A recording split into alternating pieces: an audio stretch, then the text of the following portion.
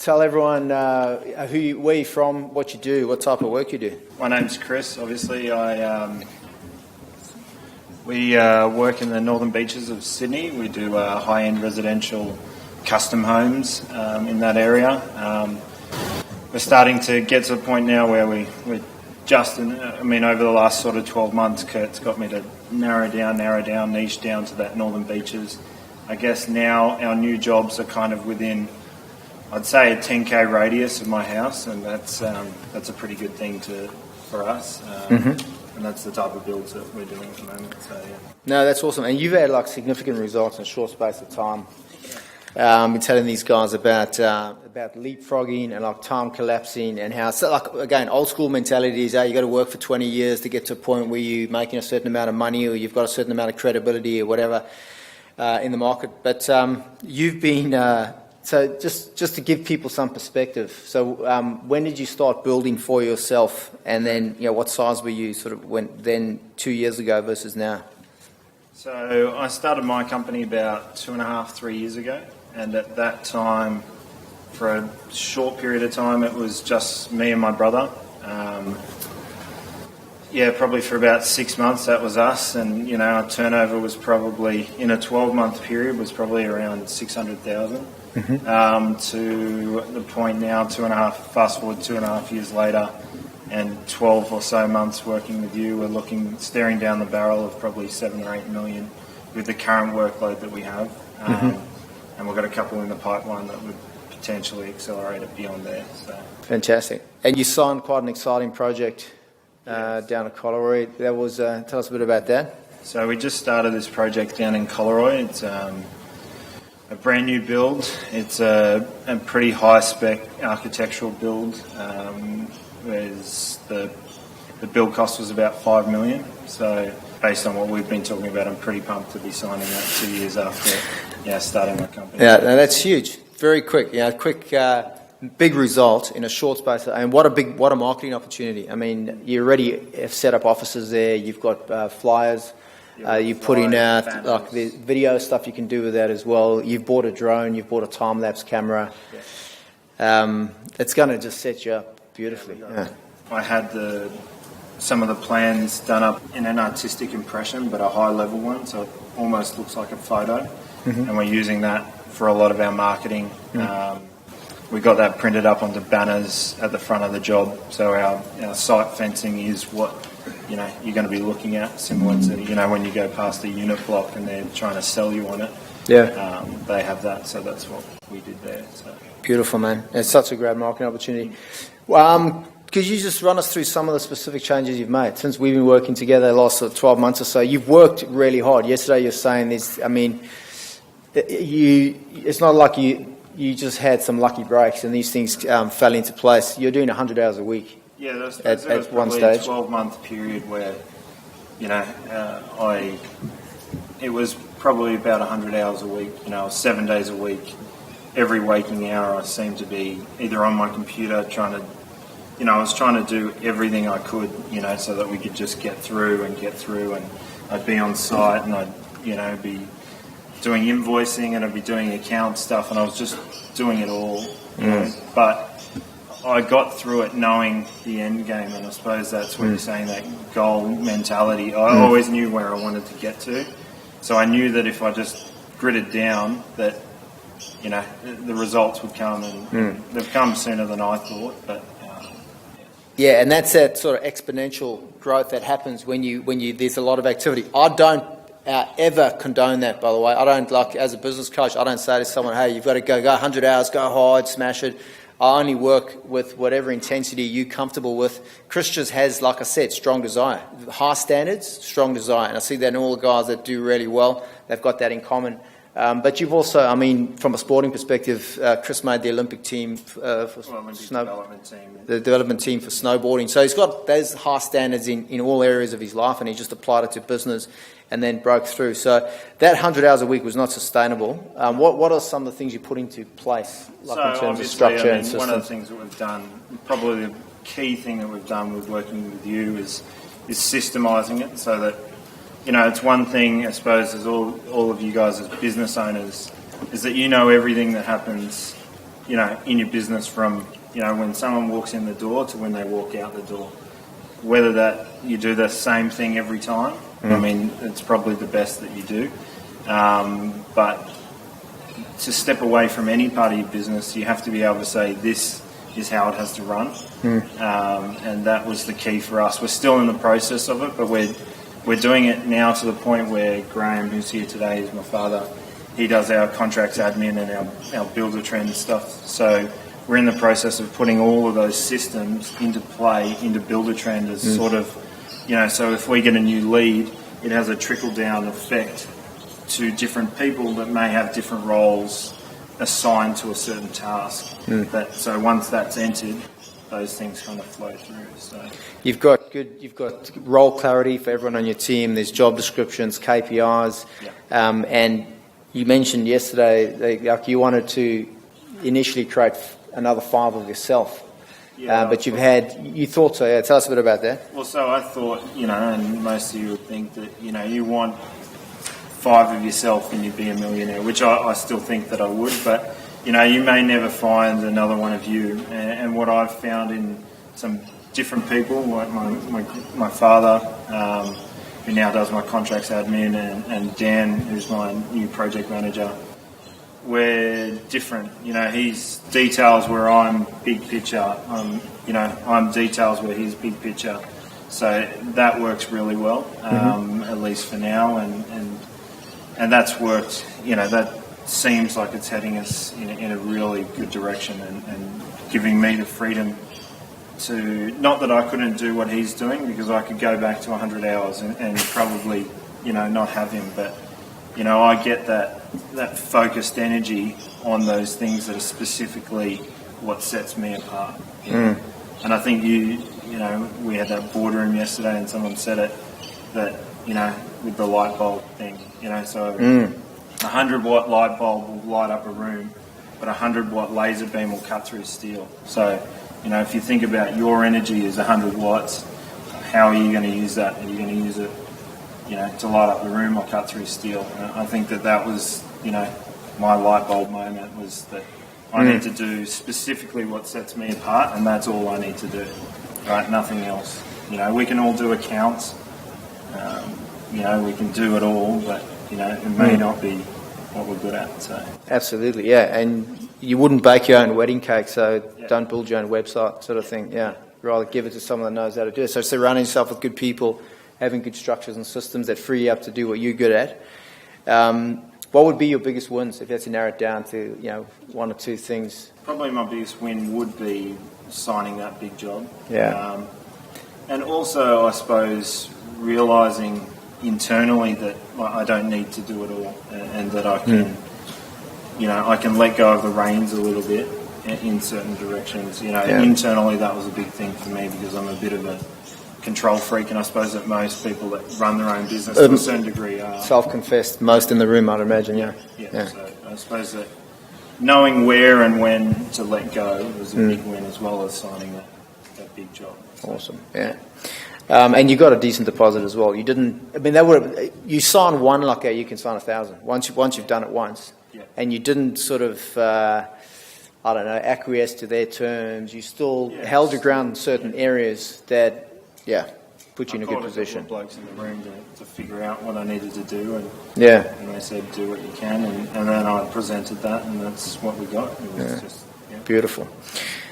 What's been the most challenging or difficult thing for you? You've obviously spoken about letting go, but what else? The challenging thing was not even personally, it was more around about my family, and the fact of, that impact of those 100 hours that has on, a small family and a wife and whatever. It was hard to see that I was, even though I had their best interest in heart, that I wasn't giving them the best. I wasn't giving them the 100-watt laser beam at home. So that was difficult. Even though, now, fast forward 12 months, they get a lot more than they were getting prior to that 12 months. And we're, in a much more stable position financially, all those other things. So, that was a challenge.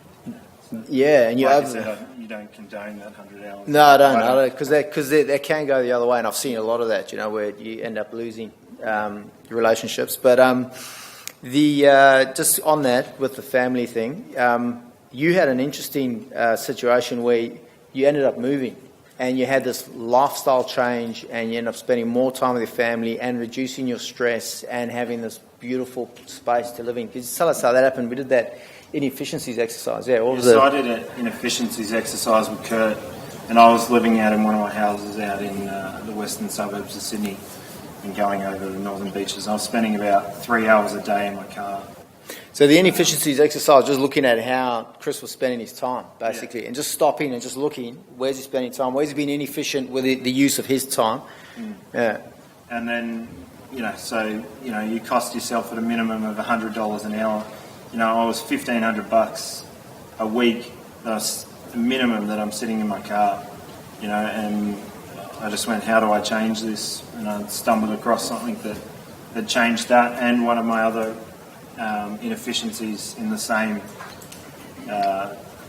foul swoop, and now we're a lot better off. We're in a great spot, great storage at my new place. Lifestyle. I mean, you've been up there. Yeah, ocean views, 3 acres, or 5 acres. Yeah, and he's got you got aspirations to play professional golf as well. Well, I mean that's my long-term thing. That's why I'd like to be able to have succession or sale. And that's why there's a par 3 hole on your property as well. Yeah, I just finished it last week. So. Yeah, and I went and tried to hit a ball there, and almost it went 90 degrees. You almost have to jump out the way. Windows in my shed. Yeah, so I haven't been invited back since, but. So that's that was a game changer for you. Just that whole lifestyle. They're not sitting in the traffic for 15 hours, coming home, not being stressed because it would take it. There's the inertia of all that tension. So now you've just got this tranquil setting. People meet. You've got storage. You guys meet there, right? Your team. We meet there.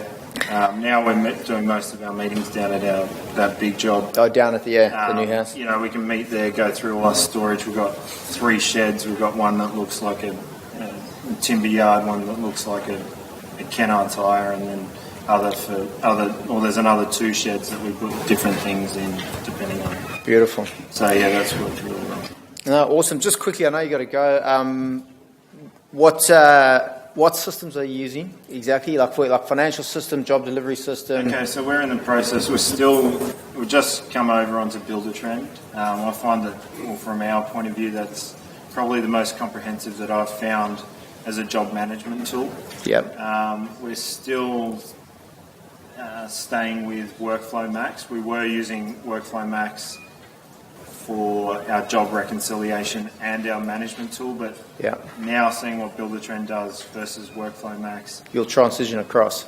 Right. Well, we're using the two in both at the moment because I don't believe that Buildertrend is as comprehensive as Workflow Max is, although I was told different yesterday in our boardroom meeting. So look, we'll explore those avenues. Yep. But right now we use Buildertrend for our job management, our Workflow Max for our job reconciliation financially, our entering of hours and those kind of things. We use Xero for our accounting. And they all kind of talk to each other, which is really good. So beautiful.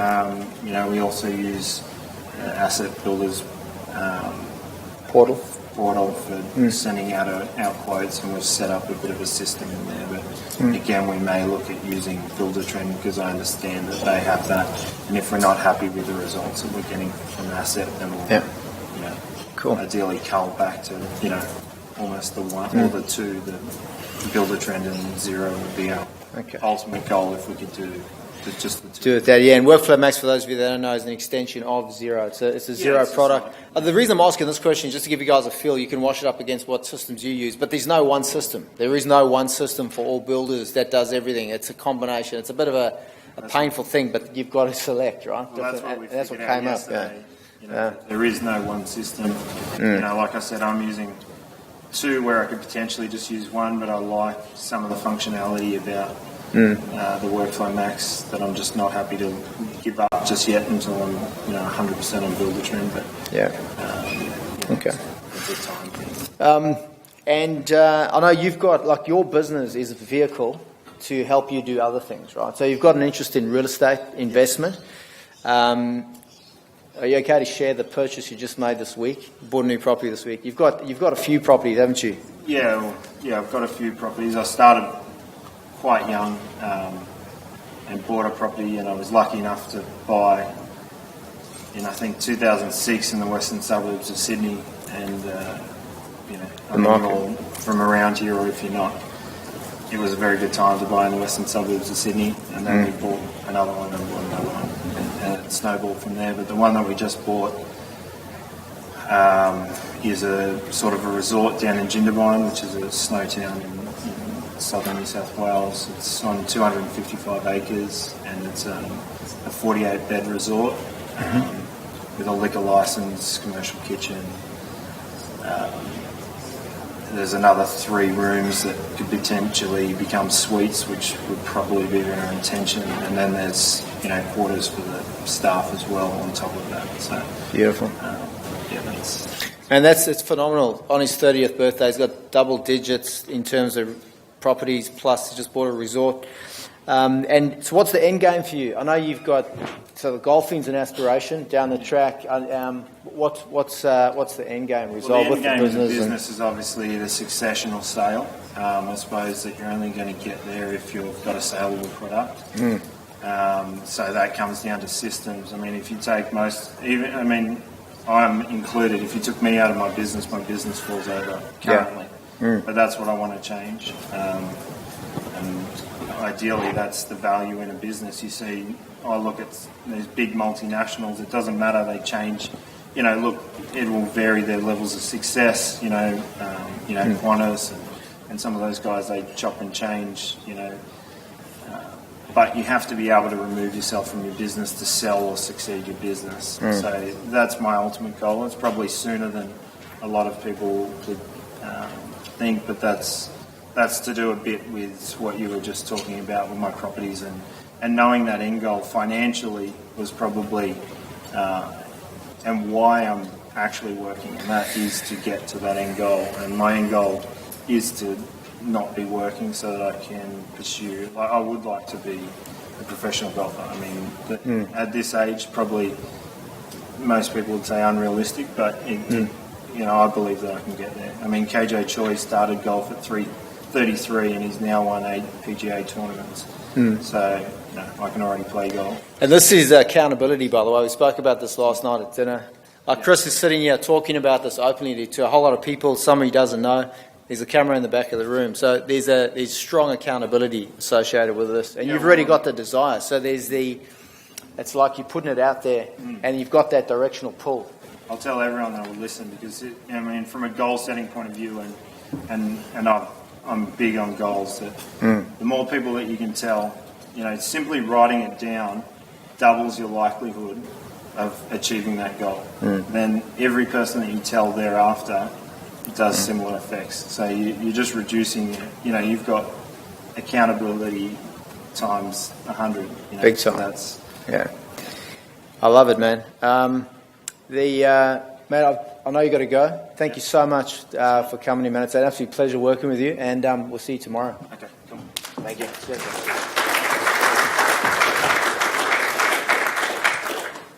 All right, so an absolute inspiration working with Chris. And one of the things that struck me with Chris, that he said to me, is he's around goal setting and retirement. Chris, do you mind if I mention when you want to retire?